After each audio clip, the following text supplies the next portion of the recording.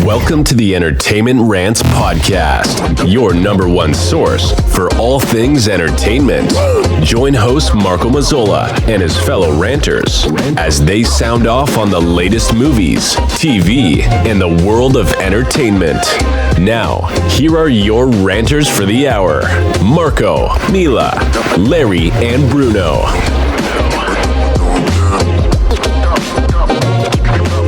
Hello, everybody, and welcome to the Entertainment Rants Podcast. I am, as always, your host, Marco Mazzola, and I have with me Amy. Hi. And Billy. Hello. And we just got done seeing Elvis at the North Shore Music Theater in Beverly, Mass. Elvis, a musical revolution. Unbelievable. Amy, tell them when it's playing. So, Elvis is playing from November 1st through November 12th. Through November 12th. Oh, November 12th. Right on the program now. Okay, well, there we go. There October 31st through November 12th. All right, give us some background on the players. What background are you looking for, dear? Who played who? So, this show centers around Dan Barry, who plays Elvis, who is just incredible. I mean, the mannerisms, the voice, the lip curl, the whole nine. The wiggling, the hand gestures. Oh my gosh. And David Coffey, who many of us will know, who is always Scrooge in A Christmas Carol, plays Colonel Tom Parker, who you love to hate him. Yes. You love to hate him. What a jerk. So start us What a off jerk. What you think of the show. I thought it was incredible. I enjoyed, I particularly, because Dan Barry was so adept at being Elvis, it drew me in right away, or at least the version of Elvis that I am used to seeing. There were lots of things in the show that I didn't know, but I really enjoyed it. Billy, how about you? So I know the story of Elvis really well since it's kind of my era. I was born in '54, and I loved it. I got to say, before I tell you what I thought of the play, North Shore Music Theater is the gift that keeps on giving. What a great theater. Yes, I mean, absolutely. what a great venue to see a play. If you haven't seen a play in a long time and you want to see it in a really good spot, in a great place that does a great production, North Shore Music Theater is the place to go. The play was awesome. It never fails to impress me how they can take material and make it into something work in a play-like setting. I mean, I know the story. I've seen the movie. I didn't know what to expect with this, but it hit all the bell notes that I know and love and remember about Elvis, and it just did.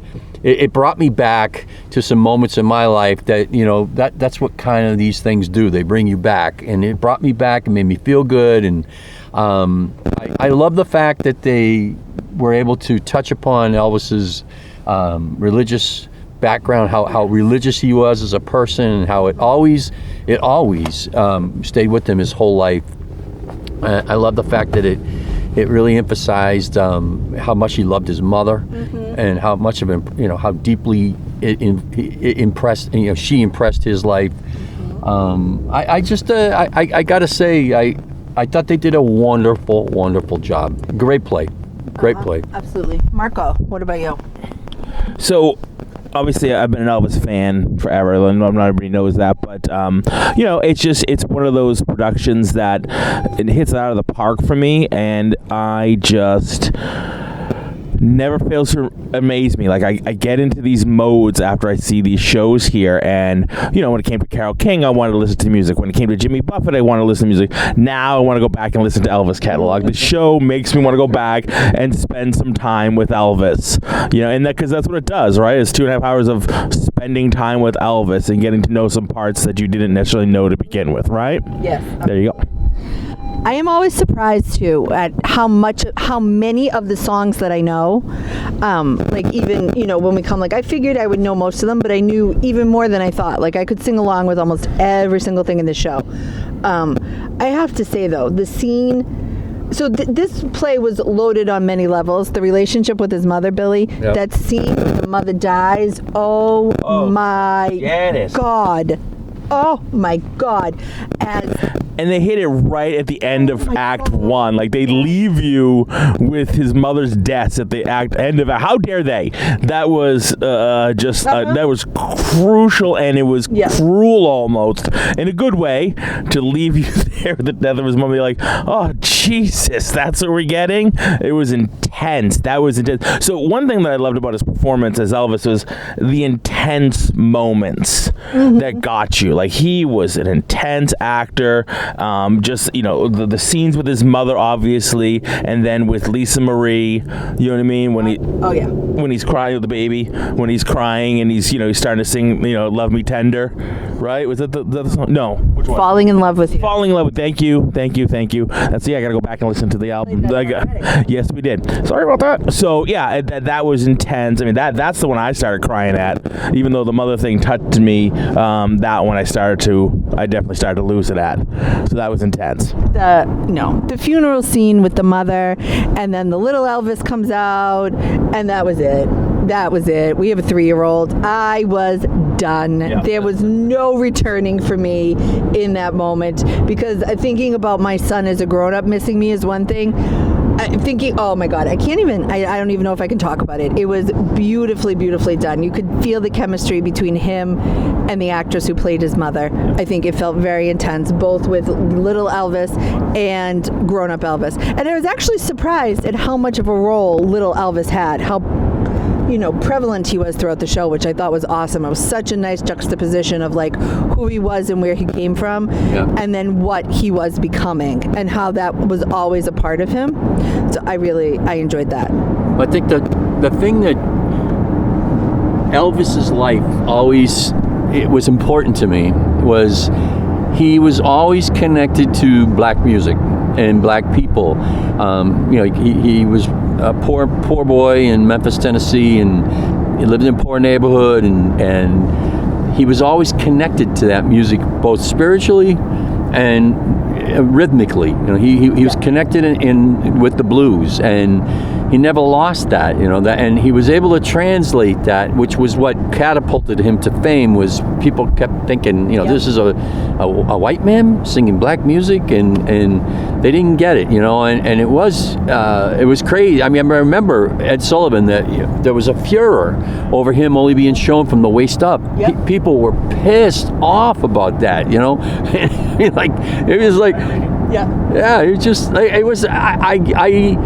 They were able to connect the dots there. They were able to connect those dots for me, and that made it more real. The whole play. I really think they did a good job with I think the writers did a great job. Bringing the whole story. Definitely, it was more poignant. Mm-hmm. And I liked that, I feel like there's been so much about his relationship with Priscilla and Lisa Marie, and I liked that didn't feature. I mean, it was there, right? You can't have that story without her being there, because she's such a big part of it. But it wasn't it didn't dominate. It was much more about him, and I think that was, I liked that. I feel like I've heard a lot about them, I've seen a lot, I've read a lot about them. I don't know what else there is to know. Probably lots, but it was nice to see it just from him and his perspective. The one part of the movie, of the play, that I was trying to figure out where they were going with it was when it was during his film career, and the 3 studio guys that he started with, Scotty Moore and Ron, he was not even using their real names, and he was being brutal to them. Yes. He's treating them like hired help that they were, but they were also lifelong friends. And and he was mistreating them, and I think I was trying to kind of figure out where they were going with it, because in the '68, where they ended with the play at the '68 TV special, they were actually all on stage playing with him. I mean, they were playing some of the stuff that they played when they first met him. And so I was trying. It was kind of a. For me, it struck me odd that was featured for such a length of time, in the play. I still am trying to come to grips with it. No, and there was a lot of like snorting like that, and I thought with the drugs. With the drugs, and I thought well, is this are they trying to go down that road, like show the evolution of the drugs, or like this is where it came in, but not really. Yeah. You know, it didn't really. I mean, what he was saying musically was, is incredibly sound. So he was on top of his game. He was being thrown into some god awful stuff, by Colonel Parker that he, despised and abhorred, but he was just about the money and feeding the machine, and so he was doing what he was told to do. But I don't know. I mean, that just was one part where maybe he was just having a bad day. I don't know. I mean, like I never thought of him that way as being cruel. Because he was being cruel and. Undoubtedly, right? Like really, he was cruel. We all can be cruel. 100%. But I don't know. Maybe because I've elevated him to another stature, I've never thought of him that way. Well, I mean, I think it's it's always hard to see someone you admire. Yeah. See who they really are, right? And I think there's a lot of, like we were talking about, there's a lot of weird stuff about Elvis that we don't need to go into because I think that's not the point of this. But like. I don't know, like, is it, a lot of people when they get to that sort of like zenith place in their career and they think that they can do no wrong and they're not willing to listen to other people, like, is that what they were trying to show? I don't know. I mean, I'm sure maybe he was really cruel like that, or he just, he wanted things done the way he wanted it. But also, like, these are the guys who brought you. Like, you wouldn't be here without them. Yes, you can sing, but you needed music. Yeah. So, I don't know. It's interesting, Billy. Yeah, I think there is that what they were trying to show was the multiple aspects of him in a play, right? They only went to 68, which I'm happy about. They didn't go into his death and when he really started to lose it, you know what I mean, with the drugs and everything like that. Yeah, the Vegas years, exactly. So, I'm glad they didn't show that because, like you said, we've seen that a million times. There's been, specials and documentaries and, you know what I mean? This had too much energy for that, and there was enough intense scenes, like when he was yelling at his guys. I think that's just, like you said, with the drugs and he's snorting. I think it's just trying to, like, they're hinting at it without beating you over the head about it, but just letting you know that stuff did happen. You know what I mean? Like, we had a brief thing about Martin Luther King Jr. obviously getting shot. Like, it's trying to hit on points in his life and things that did happen without beating you over the head about it. You know what I mean? I think when you get to that level of fame and, he was the king, so everybody around him was just kissing his ass left, right, and center, and they were all yes men around him, and that really trips a person up. So when somebody has something negative to say, you can't almost handle it at that point. You know what I mean? It's really hard, and being on the drugs, it's like, who do you think you are to challenge me? I'm the king. Do you realize who you're talking to? But that person has to realize how they got there. You know what I mean? So that was one thing I actually appreciated about it, was showing, even though that scene was super intense. And the other thing I liked was the young Elvis being intertwined hardcore throughout the show. You know what I mean? Being able to see him struggling with, like, his inner demons, his self, you know what I mean? And remembering his mother and trying to do the right thing when, her voice was always in his head. Young Elvis was always in his head, trying to guide him even when, the shit was bad. You know what I mean? I thought the way they played it after King's death with him, showing him there with those guys, learning to play the blues, like, that really, to me, drove home how important all of that was to him and the relationship to that and how much that must have affected him. That way more. Particular song was actually in the special. Was it? Yeah, he played that song, the first song. That's all. What was the song? That's All Right, Mama. That was the first song he recorded. What was the song they were playing there? But anyway, that song that the kid was playing with the blues with those gentlemen. Yeah, that was actually in the 68 special. That's amazing. Yeah, I thought it was just a random song. That's so cool to know. He gets up, he's in all leather, comes out with a big Gibson 335, and he starts hammering away, and the band picks up and follows with them. But he sang that song, and it was really good. It was really good because he was in great shape, prime of his career, prime of his life, and just he was and he knew it. He knew it too. Yeah. I mean, that was the thing about Elvis. He always had swagger, you know. and he knew how to take it. Well, I'll tell you what, you got a mama who loves you that much, who tells you how wonderful you are day in and day out, you're gonna have swagger. Yeah. And sometimes that's half the battle, right? If you believe in yourself that deeply, like the rest, I mean, not that he didn't have talent, not that he wasn't good at what he did, but I also think that like natural self-confidence that you have when you have a person like that who believes in you, you can't match it. Hey, I got to just say, I know we're talking about the play Elvis, but I also want to say I'm really excited about next year's lineup at the North Shore. Yes. I mean, some of these plays, I can't wait to see. Fiddler on the Roof is one of my favorite stories. Love Fiddler. Yeah, Fiddler on the Roof. Tootsie, that should be something. I'm really excited and really curious to find out what this family play is they're talking about that you're keeping a secret until next year. I want to find out what that is. Titanic. Yeah. What else? The one with Johnny Cash. Oh yeah, the four of them. Yeah, musicians. yeah. I can't think of what it's called. I could look though. But that one sounds. That looks really interesting. Yes. $1 Million Quartet. Yeah. $1 Million Quartet.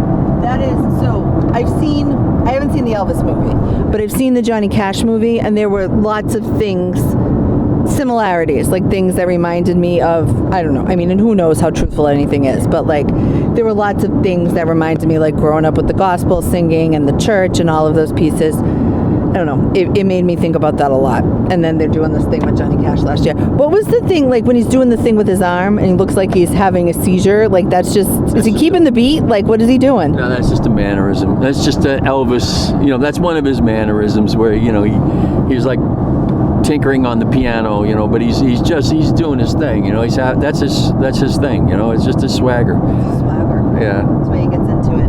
Yeah, it seemed like that. Like that's the way, when he was at the churches, right, with the Bible church and stuff like that. When they're starting to go and they get the tambourines, he's kind of picking up on how they kind of do their sermons and get into it. It's almost like quote unquote, the Lord is coming through him and coming out. The Spirit's coming through him and shaking out his hands because he's shaking the music out. You know what I mean? He's got to get it's so pent up inside of him. He's literally got to shake it out. So I did not connect that till this very moment. So thank you, dear. That was a great illustration.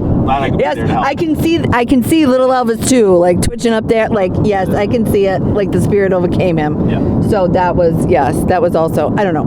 To me, Dan Barry embodied Elvis. I thought he did such a great job. So I'm a big record collector. Yep. I have thousands of records, and one of my finest records I own is an actual. There was a time when they made some albums with like a photograph on the album, mm-hmm. and I have a double album of Elvis with him. It's a different picture of him on each side. Of the record itself? The record itself, yeah. Oh, wow. Yeah, I didn't know that.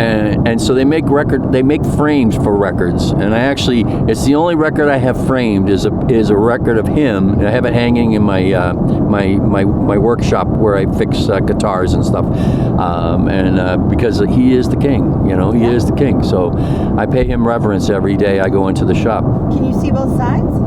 You can, but I've got it hanging on the wall, so you can only see one. Yeah. I mean, I was wondering like how that was going to work. Yeah. You can't really hang them from the ceiling. I was actually, when records went out of fashion, I was at a record store that was having a closing its doors sale, and I went in and I saw it, and it was like $12, and it's not something I've ever played because I don't want to ruin it, and but I have it. I consider it one of my prized possessions. It only means something to me, but I really like it. That's right. It's important. It means something to you. Surprised to find out how much it's actually worth now. I mean, records for a long time were coming back in a big bad way. Yeah. And they're expensive. They're expensive, yeah. Purists are like records are the way to go. Yeah. Well, they sound better than CDs, no question. If you take care of them, they can be. If you don't, then they don't. And anyways, I don't want to digress into records, but I do have that record, and I'm really proud of it, and I put it out there because I pay reverence to the king every day I go into the shop. Chat about the costuming. I always like chatting about the costume stuff. What are your thoughts? Oh God, the dance costumes were great, and I thought they really captured the different eras of dancing as well, with the 50s and the 60s and the 70s. I thought they did a really good job with that. But they always do at the North Shore. They always seem to. I mean, they'd have such great crews there. You know, I mean, the lighting was excellent, the staging was excellent. I love the fact. I just love being a part of it, where the actors and actresses come down in the aisles, into the stage, and I love being a part of that. I love watching that. I love feeling that. There's something really like intimate about Theater in the Round. Exactly. It pulls you in a very different way, even if you're sitting far back. Like it really. I loved the peacock windows. I don't know. Is that a Graceland thing? Yeah. Is that it must be, right? Yeah, that I'm the only person in the world that doesn't know. Yeah. But I was like, those are awesome. Yeah, that's intense. Yeah, it's always. I mean, the sets obviously there are incredible. They're minimalist sets. You definitely see the difference in where you're going to. It's very clear where you are. I like the lighting, like the glass windows all around the place. You know what I mean? Like when the different, like they had neon lighting and different effects to them, and then they would shine up what year it's on. And I liked how they got around like the pink Cadillac. Like they didn't try to drag out a pink Cadillac on stage. They just shined it up on the window thing. I thought that was very inventive. A great way to do that. Again, with the space that they have to work with. So always a fun time to watch, and how they get around certain things, and the stage is circling one way. And yeah, I really appreciate it. Although we have seen them bring a car on stage. We did. Half a car. But pink Cadillac, I don't think that was two. Never mind. I just wanted to speak to the power of Elvis. I have an 11-year-old nephew who recently decided that he wanted to become a singer and an actor and learn guitar. And he proudly learned That's All Right Mama and sang it in front of his entire middle school. Wow. And did the whole thing with his hair back, and the dance and the whole thing, and it's 11 years old this year. Elvis is still carrying power with some people. He still inspires people. I mean, he's still a tremendous talent. If you leave everything else out, I mean, his talent is unparalleled. 90% of his movies were horrible, Sure. and fluff, but there were some good, like King Creole and Jailhouse Rock. They were good. Those were real solid movies. Real good vehicles. He had potential. If he had gone another direction, it could have been really good for him. Well, I think if he had been managed differently too, like Parker, Parker's came along to keep like you said, to feed the machine. Yeah. He was grabbing everything. And Parker's a shyster, and who knows how much like a cut he took and everyone else took, and all of those Where he things. was trying to sell those buttons to the girl for $1. I mean, that was his gig. He did all that kind of junk. Yeah. Yeah. I think, so when I said he's a tremendous talent, I was thinking of his singing, not necessarily of his acting, because I don't think I could name a movie that he was in other than Jailhouse Rock, but they're not, I don't know that I've ever seen one, honestly. For those who have seen it, the famous Eddie Murphy line, they just made him sing all his dialogue. You ever hear that one, Billy? Yes. Yeah. Fuck it, let him sing all his dialogue. Is that part of Eddie Murphy Raw? No, it was one of the early ones, like Comedian or Delirious, and Elvis, we gotta win this race. We gotta win this race. Elvis, want some lemonade? Lemonade, that cool, refreshing drink. God! You let him sing everything. Well, This guy can't act. well, because that was his talent, right? And but that Parker says it, right? This has gone on too long. The machine is too big. You have to do what I say, or else. Yeah. When did he kick Parker to the curb? Never did. He never did. He was always around. Yeah, he was always around. He just took more Yeah, control. he was there till the Yeah, end. until the end. After then, still trying to Yeah, he never kicked him to the curb. I mean, even afterwards, he still had his hand in the till. Yeah. Parker was a shady character. He was a shady man. He did a lot. But he did make him famous. Yes, he did. Yeah, I mean, he delivered on the promises, especially at the beginning, like getting him on, getting him on, on television and everything like that. He did do what he said he was gonna do. He just obviously kept going once the money started rolling in. You know what I mean? What are you gonna do? Kick the meal ticket to the curb? You know what I mean? You're gonna keep, like I said, you're gonna keep that machine going. Keep doing it. Whenever I hear those figures, like, for whatever, $45,000 or $50,000, I wonder, my head's always like, well, what would that be if we adjusted for inflation? Where's Bruno? Damn it. Damn it, Bruno's our numbers guy. Well, but that's it. Like, I just always, but you know, $50,000 is a ton of money then. Yeah. You know, I mean, you know, probably like a couple million now. It's and to think like even then $50,000 like for what Elvis made and generated, my God. I know. It was a Put it deal. this way, Parker was probably stealing millions and, Right. and never got called out or caught on it. And because he kept feeding Elvis whatever he wanted. Elvis was a Cadillac guy. He bought everybody a Cadillac. I mean, he had a fleet of 100 Cadillacs for everybody in the troupe. You know, I mean, he was a Cadillac guy. He loved caddies. You know, he had a plane. You know, he was And a chimp. and a chimp And a chimpanzee. I mean, he really was. He was not wanting. Yeah. You know. No. Which is when accounting starts to come in, when you start looking for money and you Yes. can't find it. Yes, You know? which is when you need to But make Parker sure was you get always your- smart enough to make sure he had just enough to wet his still, you know? Yep. To do what he needed to Yeah. do. Yeah, definitely. It was, I don't know. It was an amazing show. I It have was. to say. It was a great night. Yeah, that was an amazing night. I mean, definitely, again, something I would definitely go back and see again if we could. It's definitely worth a second. As intense as it was definitely worth a second watch. So, we want to give it a rating overall. Sometimes we like to do some ratings on the show. Out of 5, you can use quarters. What do you think as far as the play goes? Me? We'll start with Amy. You're going to start with me? Starting with you. Okay. 5. I loved it. A 5. All right, I think it's one of the first 5s on the show. Billy. I'm going to say I'm the first 5. Yeah. Billy's the first 5. Billy's the first one. Fine. I loved it. Yeah. I'm not into quarters and decimal points and no, forget You it. just even numbers? Yeah, It's a rookie I love score. even numbers. Rookie score. I'd go back every week until it's over. I love that show. It was good. That was intense. I definitely say I'm gonna go give it a 5 as well. I mean, they've all been 5s, right, in their own rights. Every single one of them. They really have. Really? Yeah.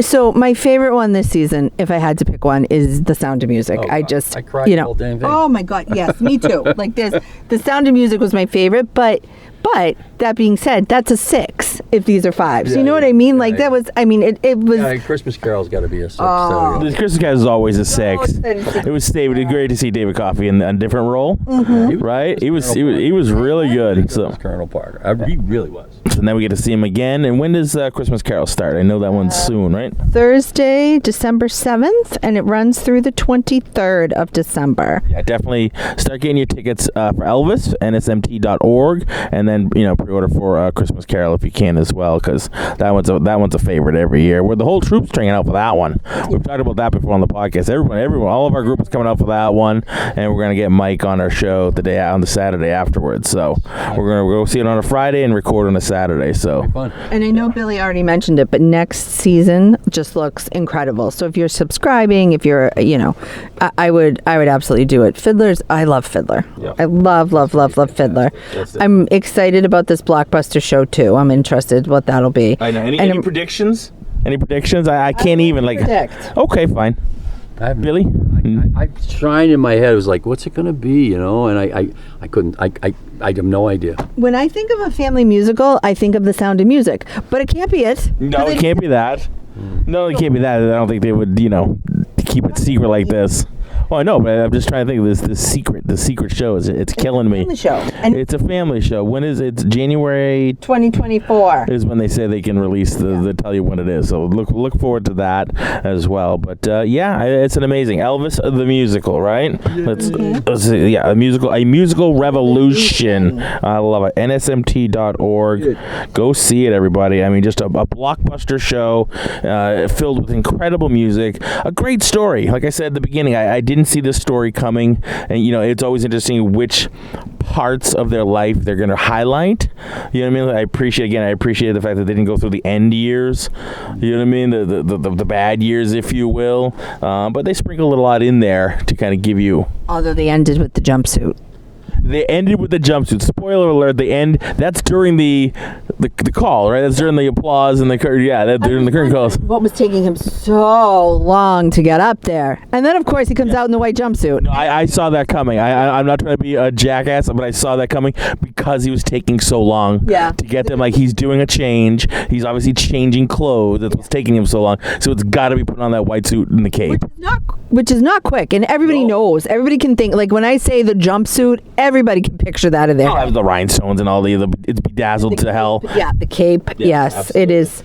It is. That was super cool. And then he had the young Elvis up there with him, and they were doing it together and dancing together. Yeah, that was super cool. I think that those two seemed like they had a lot of chemistry and worked well together. Yeah. So that was super cool too. Two young Elvises. There's one who's doing the matinees, I think, and one who's doing the evenings. Sure, child labor laws and all that. They can't have that kid working 24/7, and you gotta have they gotta double it up. But there are two because exactly child labor laws, also schools, things like that. Yeah, absolutely. So they have to split up. So, all right, Billy, any final words before we get out of here? Gift that keeps on giving. North Shore Music Theater. Go see it, Amy. Yep. North Shore Music Theater, the jewel of the North Shore. According to our faithful listeners, to quote Billy, we know that is. Yeah, absolutely. Again, thank you to the North Shore for providing such an amazing show, a great night of family entertainment. Although more language than I thought there might be for a show, but you know what? I'm okay with that. I kept it real for me. It kept it real. What did you think they were going to say? I don't know. Sometimes you never know. It's a show like that. It's going to be kids in the audience and how parents can feel about it. But I don't know. It happened a bunch, and I don't think anybody seemed really perturbed by it. Which was really good. But just for me, it kept it real. That's all I'm going to say. It's time for the grown folks. There it is. All right, everybody. Thank you for listening. Thanks again, Amy. Great to be here. Thanks, Billy. Thank you. I enjoyed it. All right, everybody. We are Entertainment Rants at entertainmentrants.com. Check us out online and subscribe to our podcast on Apple Podcasts, wherever you listen to podcasts. Check out our YouTube channel and all of our social media at Entertainment Rants. All right, we're going to go. Everybody say hashtag Let's Rant. Hashtag Let's Rant. Hashtag Let's Rant. Thank you, everybody.